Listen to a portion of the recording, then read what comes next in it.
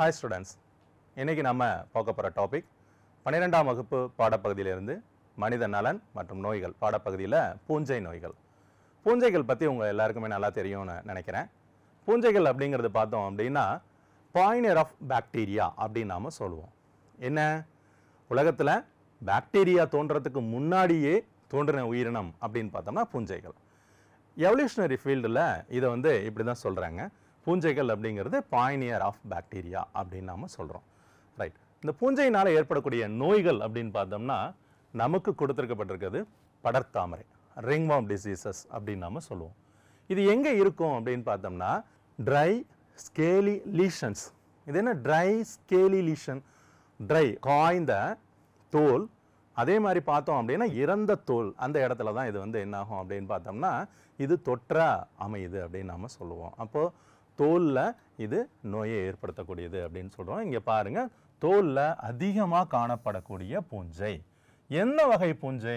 இது ரைசோஃபஸ் வகை பூஞ்சை. இதை நாம் நல்லா ஞாபகம் வச்சுக்கணும். இது போட்டித் தேர்வுகளை வினாவாக கேட்கப்பட்டிருக்கு. சரிங்களா?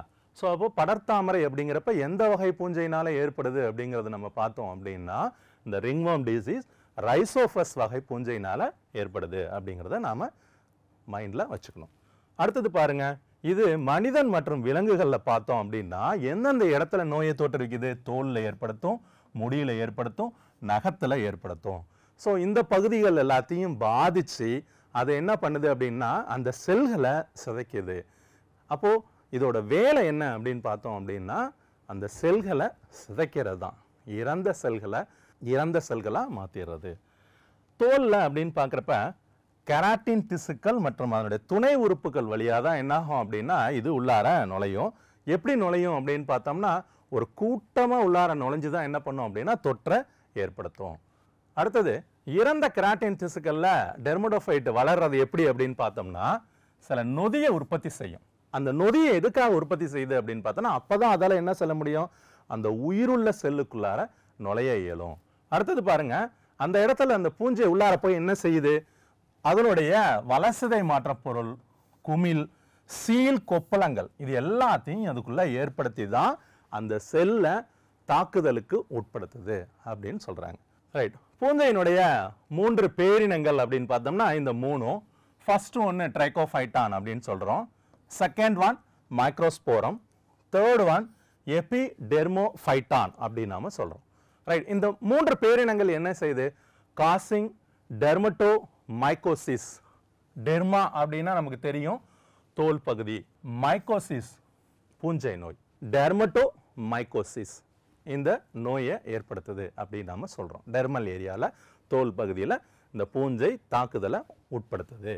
இப்போ டெர்மட்டோ இந்த பூஞ்சையினுடைய பேரினங்கள் 3 பேரினங்கள் நம்ம சொன்னோம் இல்லையா, ட்ரைகோஃபைட்டான், மைக்ரோஸ்போரம், எபிடெர்மோஃபைட்டான். இதில் ட்ரைகோஃபைட்டான் எங்கே பாதிப்பை ஏற்படுத்துது பாருங்க, தோல், முடி, நகம் இந்த பகுதியில் தான் அது தொற்றை ஏற்படுத்துது அப்படின்னு சொல்றாங்க. அடுத்தது பாருங்க மைக்ரோஸ்போரம், இது தோல்லையும் முடியிலையும் தொற்றை ஏற்படுத்தும். எபிடெர்மோஃபைட்டான் இது தோல், நகம் இது ரெண்டையும் தொற்றை உண்டாக்கும். இதுக்கும் என்ன வித்தியாசம் பாருங்க, மைக்ரோஸ்போரம் எங்க ஏற்படுத்துது? தோல்லையும் முடியிலையும். எபிடெர்மோஃபைட்டான் எங்க ஏற்படுத்துது பாருங்க, தோல் மற்றும் நகங்கள்ல தொற்றை ஏற்படுத்துது. அடுத்தது பூஞ்சை நோயினுடைய வகைகள் அப்படின்னு நம்ம பார்க்குறப்ப ஃபர்ஸ்ட் பாருங்க டீனியா கேப்டிஸ்.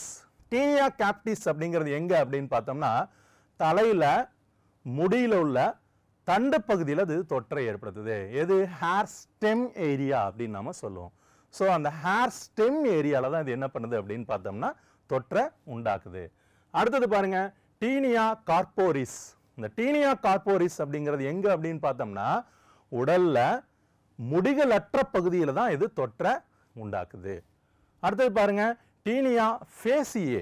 இது பாருங்க முகத்தில் அப்படின்னு பார்த்தோம்னா அந்த தாடி பகுதி இருக்கு பார்த்தீங்களா, அந்த தாடியை தவிர்த்து முகத்தில் உள்ள தோலில் இது என்ன பண்ணும், தொற்றை உண்டாக்குது.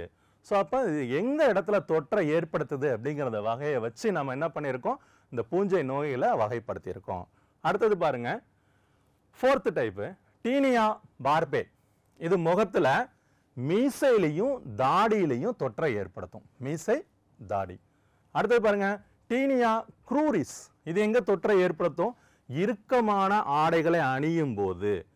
நம்ம வந்து டைட்டா ஜீன்ஸ் போட்டுக்கிறது, டைட்டா இன்னர் வியர்ஸ் போட்டுக்கிறது, டைட்டா பேண்ட்ஸ் போட்டுக்கிறது. அதே மாதிரி பார்த்தோம்னா குளிச்சுட்டு ஈரமான இன்னர் வியர்ஸை சில சமயத்தில் நம்ம போட்டுப்போம். ஸோ அந்த மாதிரி தருணங்கள்ல தான் இந்த டீனியா க்ரூரிஸ்னால நாம பாதிக்கப்படுவோம்.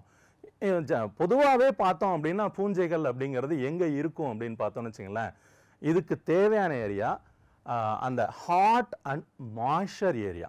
அதாவது வெப்பமாகவும் இருக்கணும், அந்த இடம் ஈரப்பதமாகவும் இருக்கணும். எங்கெங்கெல்லாம் வெப்பமாகவும் ஈரப்பதம், நம்மளுடைய கோரின் ஏரியா சொல்லுவோம். ஸோ அந்த இடத்துல ஈரமும் வெப்பமும் இருக்கும். அந்த இடத்துல தான் இது என்ன பண்ணும் அப்படின்னா தொற்றை ஏற்படுத்தும். இப்போ கோரின் ஏரியாலலாம். இப்போ டீனியா க்ரூரிஸ் அப்படிங்கிறது பார்த்தோம் அப்படின்னா வயிறும் தொடையும் சேரக்கூடிய இடங்கள்ல, அக்கல் பகுதிகளில், இந்த இடங்கள்ல தான் இது தொற்றை ஏற்படுத்துது அப்படின்னு சொல்றாங்க. அடுத்து பாருங்க டீனியா பெடிஸ். இந்த பூஞ்சை தொற்று அப்படின்னு பார்த்தோம்னா விரலுடைய நகங்கள், அடுத்தது உள்ளங்கால், குதிகால், 2 விரலுக்குள்ள இடுக்கு, இந்த பகுதி கால் விரல்களுக்கு இடையில இடுக்கு, இந்த பகுதிகளெல்லாம் இது தொற்றை ஏற்படுத்தும். அதனால தான் அது என்னன்னு சொல்றோம்? டீனியா பெட்டிஸ் அப்படின்னு நம்ம சொல்றோம். டீனியா பெடிஸ் ஆர் பெட்டிஸ் எப்படி வேணாலும் நம்ம ப்ரொனன்சியேஷன் பண்ணலாம். ஸோ இந்த மாதிரி இருக்கக்கூடியது தான் நம்ம என்ன சொல்றோம் அப்படின்னா ஆத்லெட் ஃபுட் டிசீஸ் அப்படின்னு நாம சொல்லுவோம். இது என்ன அப்படின்னு பார்த்தோம்னா விளையாட்டு வீரர்களின் கால் நோய். விளையாட்டு வீரர்களின் கால் நோய். ஸோ அப்போ ஆத்லெட் ஃபுட் டிசீஸ் வரதுக்கு காரணமாக அது எது? டீனியா பெடிஸ்.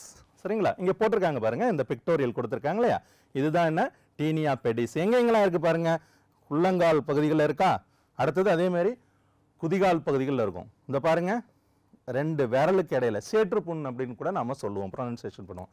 படர்தாமரை பாருங்க, இது எங்க அப்படின்னு பார்த்தோம்னா இங்க பாருங்க ஒரு ரெட் லீஷன்ஸ் இருக்கு பாருங்க, இதுதான் படர்தாமரை. இந்த ரெட் லீஷன்ஸ் பாருங்க, இந்த எட்ஜ் எல்லாம் பாருங்களேன் ரெட் கலர்ஸா இருக்கும், உள்ளார வரப்ப பாருங்க ஒயிட் லீஷன்ஸ் இருக்கு. என்ன இண்டிகேட் பண்ணுது இந்த ஒயிட் லீஷன்ஸ் அப்படிங்கிறது? Dead cells. இந்த செல்ஸ் என்ன பண்ணுது? உயிருள்ள செல்ல தாக்குதலை ஏற்படுத்தி, எப்படி தாக்குதல் ஏற்படுத்துது? தன்னுடைய வலசதை மாற்ற பொருளை உள்ளார போய் உற்பத்தி செஞ்சு சீலையும் கொப்பளங்களையும் ஏற்படுத்தி தான் என்ன பண்ணுது? இந்த மாதிரி ஒரு அப்பியரன்ஸை ஏற்படுத்துது. அடுத்தது இந்த பூஞ்சை நோய் பரவக்கூடிய முறைகள் அப்படின்னு பார்த்தோம்னா ஃபர்ஸ்ட் பாதிக்கப்பட்ட நபருடன் தோல் தொடர்பு மூலம் தான் பரவும். சரிங்களா? Direct contact with affected skin area அப்படின்னு நாம சொல்லுவோம். ஸோ அந்த மாதிரி இருந்ததுன்னா ஃபர்ஸ்ட் கேஸ் தான். இந்த ஃபர்ஸ்ட் கேஸ் அப்படிங்கிறப்ப இந்த வழியா தான் தோல் தொடர்பு மூலமாக தான் இது பரவும். அடுத்தது பாருங்க செல்ல பிராணிகள், நம்ம வீட்டில் நிறைய பேர் பண்ணிக்கிட்டு இருக்கக்கூடிய ஒரு வேலை தான். நாய் இருந்தால் நாயை தூக்கி வச்சுட்டு கொஞ்சிறது, பூனை இருந்தால் பூனையை தூக்கி வச்சுட்டு கொஞ்சிறது, மாடு மேலே ஏறி படுத்துக்கிறது, இந்த செல்ல பிராணிகளோட நாம கொஞ்சுவோம், விளையாடுவோம். ஸோ அது வழியாகவும் என்ன ஆகும்? இந்த பூஞ்சை நோய் பரவும். 3வது ரீசன் பாருங்க, ஆடைகள் வழியா. என்ன பூஞ்சை நோய் உள்ளவருடைய ஆடை, பூஞ்சை நோய் உள்ள சீப்பு, பூஞ்சை நோய் உள்ள துண்டு, பூஞ்சை நோய் உள்ள தூரிகைகள். இது என்னப்பா தூரிகை? ரைட், பிரஷ், நம்ம டூத் பிரஷ் யூஸ் பண்றோம் இல்லையா, அந்த பிரஷஸ் அது வழியா. ஐலேஸுக்கு நம்ம மேக்கப் போடுறதுக்காக சில பிரஷ் எல்லாம் பயன்படுத்துவோம் இல்லையா, ஸோ அது வழியாகவும் என்ன ஆகும்? இது பரவும். அடுத்தது பாருங்க மண்ணில் தொடர்பு கொண்டா, மண்ணில் என்ன இருக்கும்? இந்த பூஞ்சையினுடைய வித்துக்கள் இருக்கும், அந்த வித்துக்கள் வழியும் என்ன ஆகும் அப்படின்னா இந்த நோய் தொற்று ஏற்படுறதுக்கு வாய்ப்புகள் உண்டு. ஸ்டூடெண்ட்ஸ், இன்னைக்கு நாம ரிங்வார்ம் டிசீஸ், பூஞ்சையினுடைய நோய்கள், படர்தாமரை பற்றி டீட்டெயிலாக அந்த லெசனில் பார்த்தோம். இது வரக்கூடிய முறைகள், பரவக்கூடிய முறைகள், நோயை தோற்றுவிக்கக்கூடிய முறைகள், இது எல்லாத்தையும் தெளிவாக பார்த்தோன்னு நம்புகிறேன். இந்த கான்செப்ட் உங்களுக்கு தெளிவாக புரிஞ்சிருக்கும்னு நினைக்கிறேன். இந்த ஏரியாவிலிருந்து போட்டித் தேர்வுகளில் என்னென்ன வினாக்கள் கேட்டிருக்காங்கன்னு பார்ப்போம் வாங்க. முதல் கேள்வி, ringworm in human is caused by, மனிதனில் படர்தாமரை எதனால் ஏற்படுகிறது? இது AIPMT 2010லையும் CBSE 2010லையும் இந்த கேள்வி கேட்டிருக்காங்க. இங்க வரிசையா என்னென்ன ஆப்ஷன்ஸ் கொடுத்துருக்காங்க பாருங்க. A பாக்டீரியா, B பூஞ்சை, C உருளை புழுக்கள், D வைரஸ். பாக்டீரியாவில் வருமா? ரைட், இல்லை. பூஞ்சையினால வருமா? ரைட். என்ன பூஞ்சையினால வரும்? கரெக்ட், ரைசோபஸ் பூஞ்சையினால வரும். சி நெமட்டோட்ஸ், உருளை புழுக்கள் வழியா வருமா? இல்லை. வைரஸ்னால வருமோ? இல்லை. ஸோ அப்போ எதெல்லாம் தவறான விடை நம்ம மார்க் பண்ணியிருக்கோம்? A பாக்டீரியா கிடையாது, சி உருளைப்புழுக்கள் கிடையாது, டி வைரஸ்கள் கிடையாது. எது வழியா பரவும்? பி பூஞ்சைகள் வழியா பரவும் அப்படின்னு நாம மார்க் பண்ணிருக்கோம். வாங்க ஆன்சர் சரியானு பார்ப்போமா? சரியான விடை பூஞ்சை, தவறான விடைகள் அப்படின்னு எடுத்துட்டோம்னா ஏ, சி அண்ட் டி. அடுத்த क्वेश्चन போலாமா? Second question, assertion are all pathogens are parasites but all parasites are not pathogens. Reason, majority of the parasites confer benefits to the host. என்ன சொல்லிருக்காங்க? கூற்று, எல்லா நோய் கிருமிகளும் ஒட்டுண்ணிகள், ஆனால் அனைத்து ஒட்டுண்ணிகளும் நோய் கிருமிகள் அல்ல. இந்த ஸ்டேட்மெண்ட் உங்களுக்கு கரெக்டா தோணுதா? வாங்க பார்ப்போம். இந்த ஸ்டேட்மெண்ட் என்ன? கரெக்ட். காரணம் என்ன சொல்லியிருக்காங்க? பெரும்பாலான ஒட்டுண்ணிகள் ஓம்புயிருக்கு நன்மை அளிக்கின்றன. பெனிஃபிஷியல் டு த ஹோஸ்ட்னு சொல்லியிருக்காங்கப்பா. பெனிஃபிஷியரியா? இல்ல. அப்போ இந்த ஸ்டேட்மெண்ட் என்னவா இருக்க முடியும்?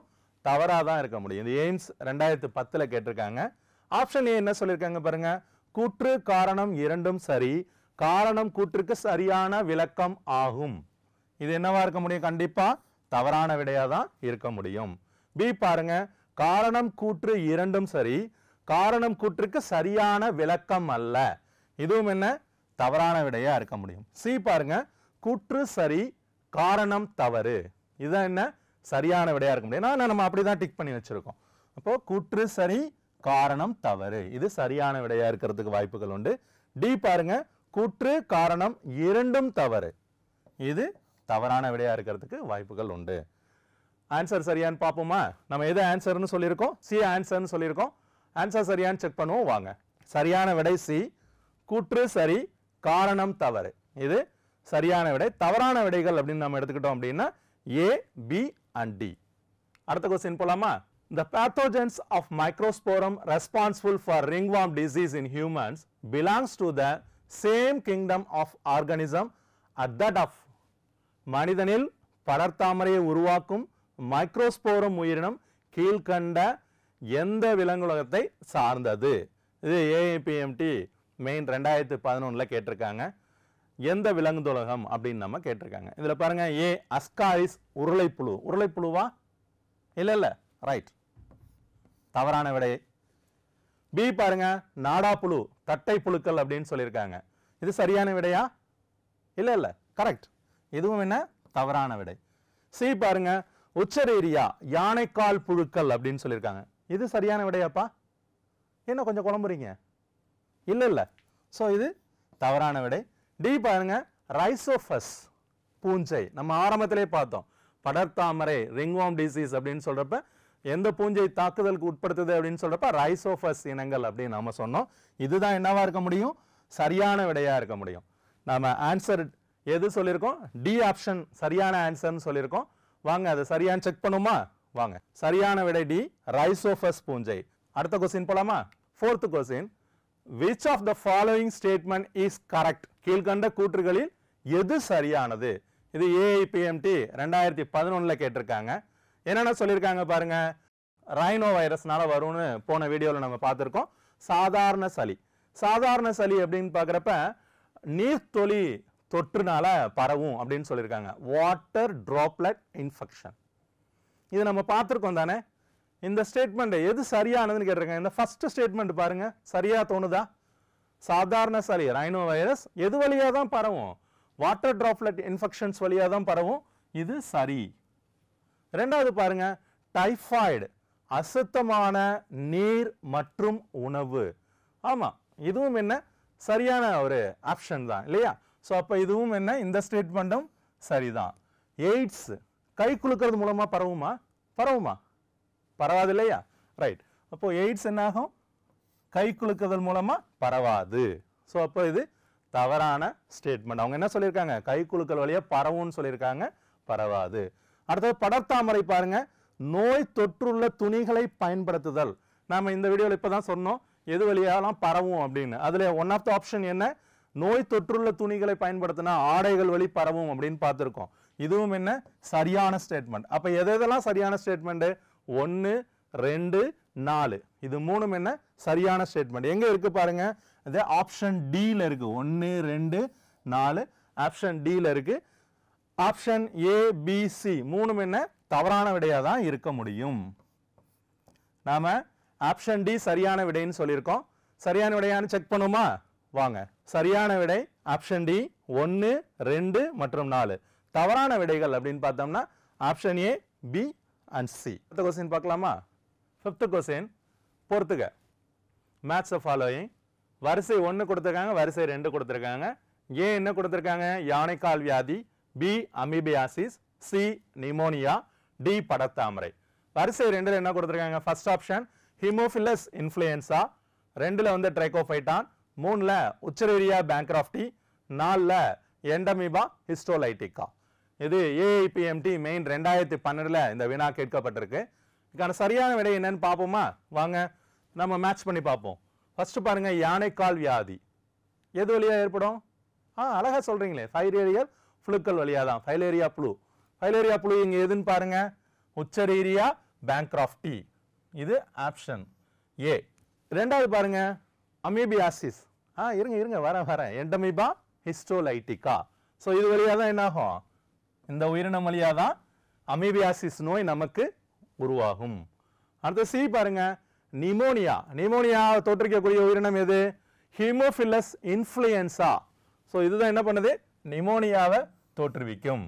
டி படர்தாமரை. இதுதான் நம்ம சாப்டர். என்ன டி படர்தாமரை எது ஏற்படுத்தும்? ரிங்வார்ம் டிசீஸ் அப்படின்னு நாம சொன்னோம். ஆரம்பத்திலே சொன்னோம், ரைசோபஸ் அப்படின்னு சொல்லக்கூடிய பூஞ்சை, ட்ரைகோஃபைட்டான். ஸோ அப்போ படர்தாமரை ஏற்படுத்தக்கூடியது அப்படின்னா ட்ரைகோஃபைட்டான். So option D. இப்போ நம்ம இங்க போட்டிருக்க ஆப்ஷன் எங்க இருக்குன்னு பாருங்க. ஏக்கு என்ன இருக்கணும்? சி இருக்கணும். சியில் என்ன இருக்கணும்? 1. அப்போ ஏக்கு ஃபர்ஸ்ட் என்ன வரணும்? யானைக்கால் வியாதிக்கு 3 இருக்கணும். இங்க இருக்கா? ரைட். பிக்கு என்ன இருக்கணும்? 4 இருக்கணும். சிக்கு என்ன இருக்கணும்? நிமோனியாவுக்கு 1 இருக்கணும். டிக்கு என்ன இருக்கணும்? படர்தாமரைக்கு 2 இருக்கணும். அப்போ ஆப்ஷன் ஏ தான் என்னவா இருக்க முடியும்? சரியான விடையா இருக்க முடியும். ஆப்ஷன் பி தவறான விடை, சி தவறான விடை, டி தவறான விடை. நாம ஆப்ஷன் ஏ தான் சரியான விடைன்னு சொல்லியிருக்கோம். ஆன்சர் சரியான்னு செக் பண்ணுவோமா வாங்க. சரியான விடை ஆப்ஷன் ஏ. தவறான விடைகள் B, C and D. Students, இன்னைக்கு நாம பூஞ்சை நோய்கள் பத்தி நம்ம விரிவா பார்த்தோம். இந்த கான்செப்ட் உங்க எல்லாருக்கும் நல்லா தெளிவா புரிஞ்சிருக்கும்னு நம்புறேன். மீண்டும் அடுத்த கான்செப்ட் வீடியோவில் உங்களை சந்திக்கிறேன். நன்றி, வணக்கம்.